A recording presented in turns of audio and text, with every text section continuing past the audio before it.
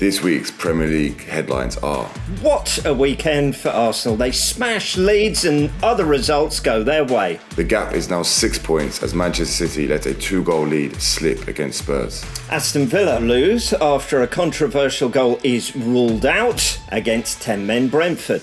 A late stunner from Sesko puts Manchester United into 4th place. Liverpool come from behind to dominate Newcastle and stay in the race for the Champions League places. Scintillating substitutes helped Chelsea come back from 2-0 down against West Ham to win 3-2. Bournemouth make it back-to-back wins as they see off Wolves. Crystal Palace battle to draw with 10-men Nottingham Forest. And Everton bet on Beto as his late goal grabs them a point at Brighton. Okay, let's kick off with... Actually, hold on a second. Was going to go to Arsenal first of all, but actually, I think we need an early Regi. My friend Steven, have a listen to this. Leeds against Arsenal, how's that going to go?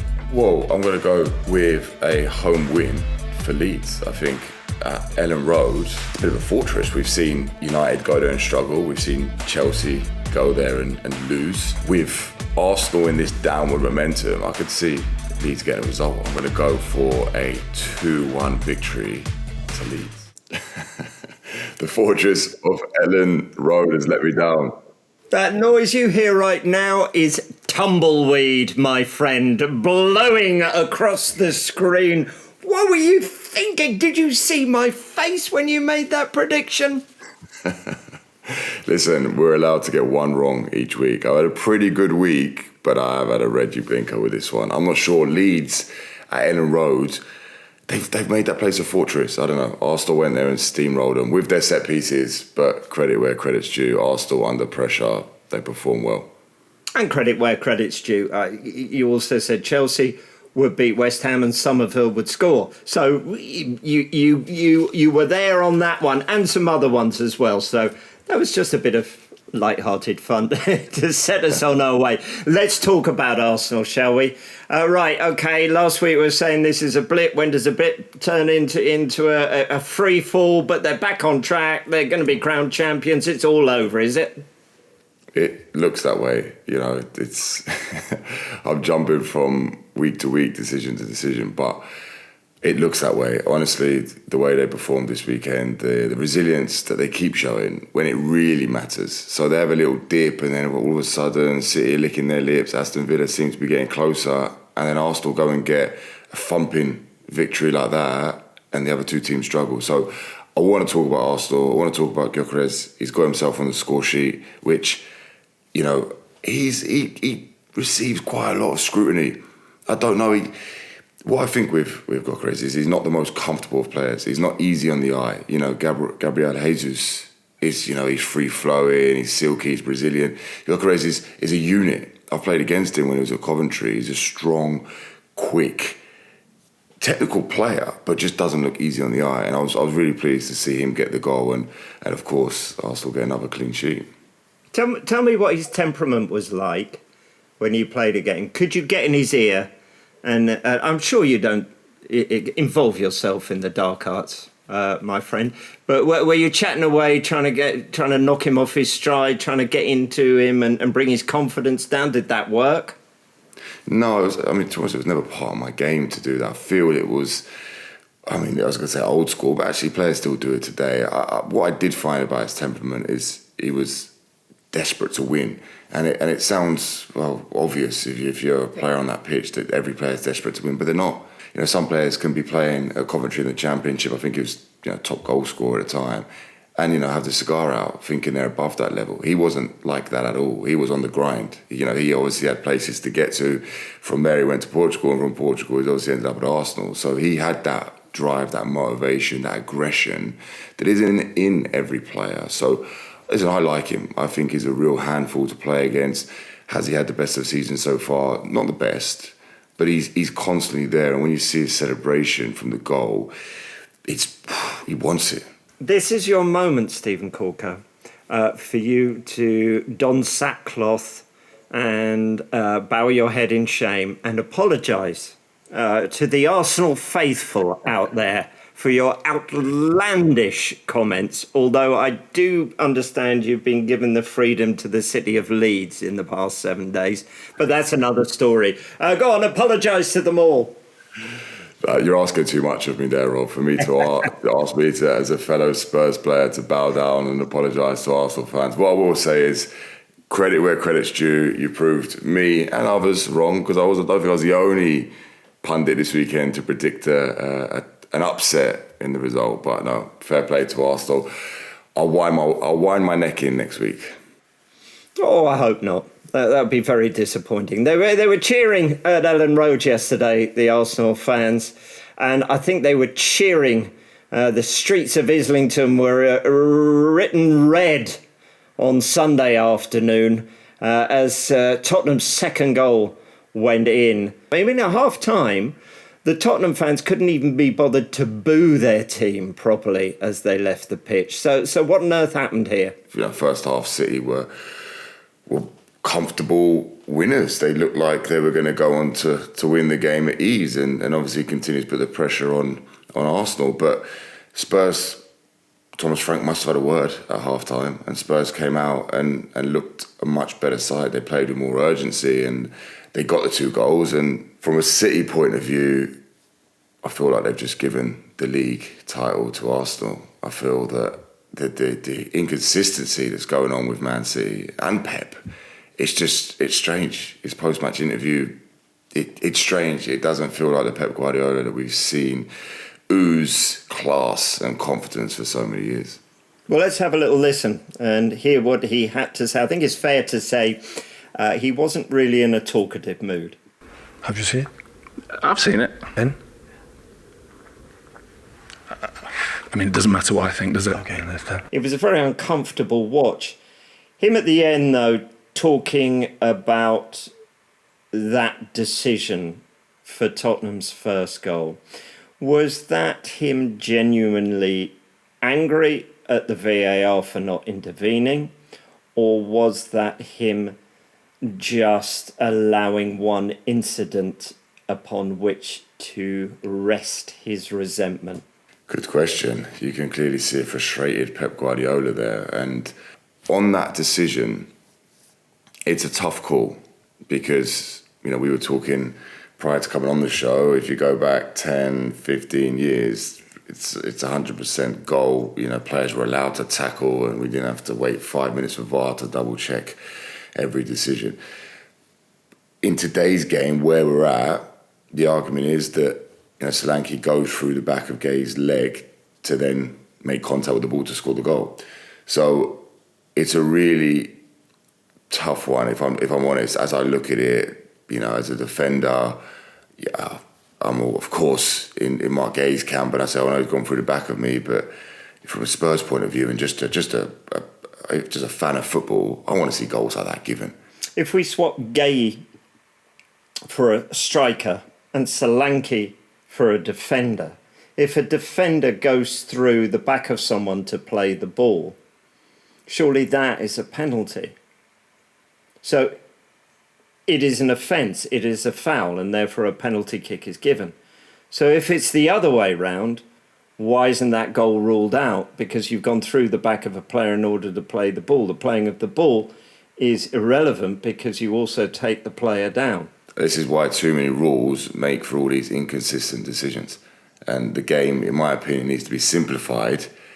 And let's go back to watching free-flowing football. OK, Stephen, I've got to be frank with you. That's Thomas Frank. After the result in the Champions League midweek, and after this result, the second half at least, against Manchester City, is that him safe now? I'm not going to go as far as to say that he's settled and the only way is up. What I would say is he seems to be riding these huge waves that are coming at him. Frank, in the Champions League, is getting results. In the Premier League, 2 draws in the last 2 games. It's not enough to satisfy Tottenham Hotspur fans. They want to be seeing more. Of course, especially away to Burnley, a 2-2 draw. No, a 2-2 draw at home to Man City. Okay, they'll probably take that. It's breathing space for him, but it's not going to be quite enough, I believe, to get all the Spurs fans on side. So I'm rooting for Frank, I really am, and I hope that in the games to come he can start to find a couple of couple of victories, and then the pressure may start to ease. What a corker. All right, this is the moment on Kicking Off when we ask who has had a Steven Caulker this weekend. Stephen, over to you. This week it's my man Liam Rosenior. He's stepped into Chelsea, right? 5 wins out of 5 since the Arsenal game in the Cup. Super substitutions at half-time. 2-0 down against West Ham this weekend. 3 huge substitutions. All 3 players, Cucurella, João Pedro and Wesley Fofana, are all involved in the action to get the comeback against West Ham. The fact that Enzo Fernandez scores in the 94th minute, it just makes it even more sweeter. Great start for him to life at Chelsea, and I think he actually deserves a lot more credit than he's getting. Well, I'm intrigued you said that, because he has made an incredible start. He has gelled together a very young squad, and yet, if you read the media, he is portrayed as a cross between David Brent and the geeky one from the In-Betweeners. So why isn't he getting the credit that, say, Michael Carrick is getting at Manchester United? It seems everywhere you turn, Michael Carrick's a genius. Liam Rosenior, he takes his gloves off to clap at training. That's the only thing they can say. Oh, and he might do a bit of Lego every now and again. That's the reports you get. Listen, the job that Liam Rosenior did at Strasbourg is clear for all to see. Gary O'Neill has stepped in there and seamlessly carried on where Rosenior had left off. And for me, that's always a sign of a good manager. We saw it with Jurgen Klopp. He left behind a really good side for Arne Slot to slip into and then add his own, obviously, knowledge, as Gary O'Neill is doing at Strasbourg, take nothing away from him. But the foundation that Liam Rosenior built there and will build at Chelsea, in my opinion, is clear for all to see. Flipping across to Man United and Michael Carrick, again, doing a great job alongside his assistant, Steve Holland. Fantastic job they're doing. They've galvanised Manchester United, who have now won 3-3. However, they've also, or Michael Carrick has also got big ex-United players, former United players, banging the drum. Let's be the voice for Liam Rosenior. We haven't quite had the career that the former United players have had, so our voice isn't as strong. And I hope, as a Chelsea fan, I'm going to ask you, Rob, are you pleased with Liam Rosenior so far? It's quite simple. Keeps winning. I'm delighted. Regi Blinker. Rob Wotton, it's your time. Who, in your opinion, this week has had a Regi Blinker Stinker? Okay, this is VAR, although there is the bad side of VAR and the good side of the VAR. Those who have come a cropper of the VAR this weekend have had a Regi Blinker, but VAR's had a Regi Blinker because Aston Villa fans, what on earth was that about there? Oh, that's another section to come later on. But they have had a Regi Blinker. Disallowing of the Tammy Abraham goal is everything that is wrong with VAR. That is people sitting there. A beautiful goal scored, a wonderful story, his second debut for the Villa. And there they are, sitting in a room in Stockley Park going, right, how can we ruin that? I'm in full agreement with you on this one. It's absolutely ridiculous to disallow a goal because the ball went out of the pitch right at the other end. It couldn't have got any further away from the goal if they tried. I believe it was about 19 seconds for them to have got from there all the way until the ball hit the back of the net.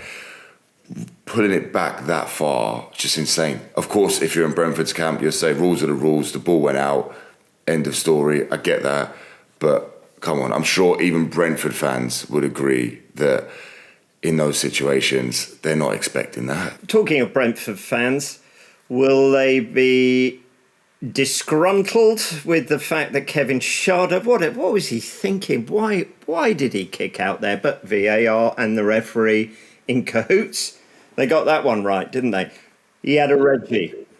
Yeah, they did, absolutely. That's just, we saw it a couple of weeks ago, I think, with Romero just kicking out, lashing out. And, of course, in the moment, when you're on that pitch, tempers are flying, emotions flying. But, we have to be, as professionals, more controlled than that. And, bad decision, And ultimately, he paid the price. Thankfully for Brentford, they were still able to go on and get a result. And what a result that is, by the way. I mentioned it on LinkedIn a few weeks ago. He's my manager of the season. What a guy. Another Regi, Nico Williams. I think it was instinct that made him put his hand up there. But where he's had a Regi is because he rubbed his head afterwards with his... he was desperately pretending that it hit. Does he not know there's about 64 cameras in a ground? And if he rubs his head, no one is going to be fooled by this. Nico, you've had a Regi there, although a great save. The other one who had a Regi, Jean-Claire Todibo.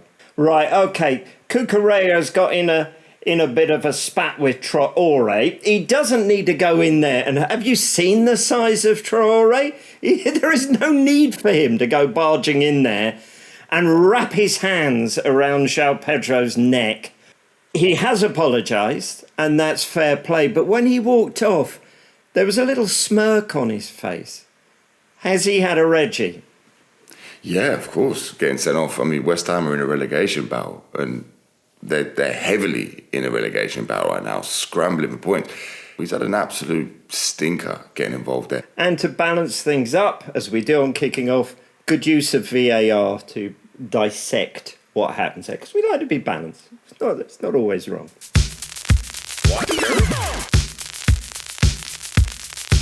Right, this is the part of the show where I get to ask Steven, what on earth? What on earth is all this about? Right, let's start with Mateta. Apparently not being right to play for Palace against Forest. At the same time, Jurgen Strand Larsen was left out of the team, but I think you'd be hoping he was left out of the squad because he came on right at the end for Wolves and missed a sitter. So let's start with Mateta and not being right to play. What on earth is this about? Yeah, it's a real strange one when I see players do this. It's a hard one for me to defend, actually. I'm usually in the players' camp, and I like to argue the point of a player. And, I'll start with his defence, actually, which is he doesn't want to get injured, right? So he doesn't want to get injured because if he gets injured, obviously the deal goes out the window and he's stuck at Palace. Palace also wouldn't want him to get injured, right? So there is a little bit of that from the club's perspective as well. However, come on, you're at Palace, you're paid to play week in, week out. You're the man they need right now to be scoring goals. And yeah, there's not much else I could say to defend Mateta. I think in this situation, you've been at Palace, you had a good time at Palace, absolutely. But before you came to Palace, there wasn't no talk of you going to AC Milan. So respect the club that you're at. Go and play, protect yourself from injury the best you can. You never know. You always run that risk when you step on the pitch, and I can understand that point. But, Palace haven't won a game since the 11th of December in any competition, including a FA Cup upset to Macclesfield. They're in free-for-all, and the players need to come together. So to have lost Gay, to have heard that their manager's leaving at the end of the season, and to now be on the brink of losing Mateta, all in the space of 1 month, is a lot for any change room to digest. And I do worry for Palace fans, because if West Ham pick up some results, they're going to be under pressure. But if you're one of star players at Palace, if you're an Adam Wotton, for example, is there a danger here that the other prized Palace players at the already most probably could be on the phone to their agents going, get me out of this club? If I'm Adam Wotton right now, sat in the Crystal Palace change room, absolutely I want to know who's my striker going to be, who's my manager going to be in the summer. Are the club going to recruit? Are the club going to strengthen? Are we going to stay up this year? There'll be so many voices inside his head, and of course the top players will be attracting attention. Other clubs sniff that out. Make no mistake, the big clubs sniff that out. Go, okay, Palace here are in a bit of a free-for-all. They're in a sticky situation. Players are one out. Let's get on the phone to the agents. So, yeah, for Crystal Palace, it's a stressful time because they've been in the Premier League now for a long time and they've held themselves so well. It would be a shame to see a club that's produced so much talent and produced so many upsets over the years at Selhurst Park to let that go. Well, that about wraps it up for Kicking Off this week. Thanks very much for watching, or if you chose that way, listening If you enjoyed this week's episode, please hit like, subscribe and comment below with your thoughts on this weekend's action.